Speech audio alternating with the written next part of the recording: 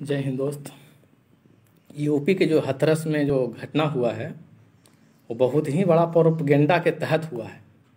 किसान बिल को किस तरह से डाइवर्ट करना है, मोड़ना है, जिस तरह से इन्होंने देश की ऐसी की तैसी कर रहा है। लॉकडाउन के दौरान मजदूर, किसान, स्टूडेंट को इन्होंने जो तड़पाया है, आप लोगों ने तो भली भांति जानते हैं।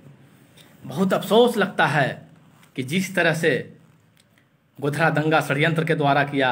बीजेपी इतनी ही खतरनाक पार्टी है, जिस तरह से अंग्रेज और मुगलों ने अत्याचार किया हो कि पुष्पेंद्र यादव झांसी में इन्होंने बिना परिवार के मर्जी के उसको भी जला दिया।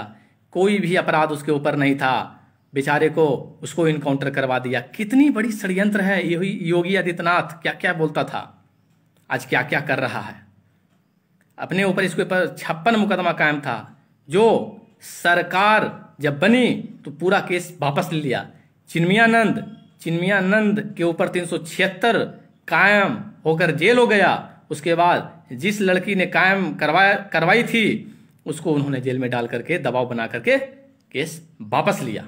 इस तरह के देश में षड्यंत्र चल रहा है, समझ रहे दोस्त। मेरा नाम राजबब्बर यादव, नालंदा बिहार के रहने वाले हैं। बहुत अफसोस लगता है, मैं उस समय ट्रेन में रेलवे पुलिस में था, अभी भी हूँ। और सोच लीजिए कि किस तरह से मजदूर पैदल गया दोस्त। बहुत ही रोते थे मैं रूम में, जबकि एक व्यक्ति आ रहा है छपरा के मिला, जो भी बक्सर के, बोला सर मैं केरला से आ रहा हूँ। मैं रूम में रोया कि बाप रे बाप, केरला से पैदल आ रहे हो। इस तरह से दुर्दशा, गरीबों की मारने की साजिश। इसलिए आप लोग मिलकर के बुलंदी से आवाज उठाइए, इस गांडुओं की फौज से लड़िए।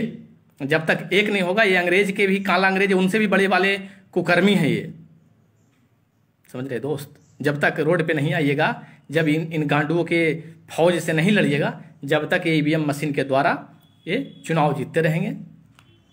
इस तरह की षड्यंत्र है। जय हिंद।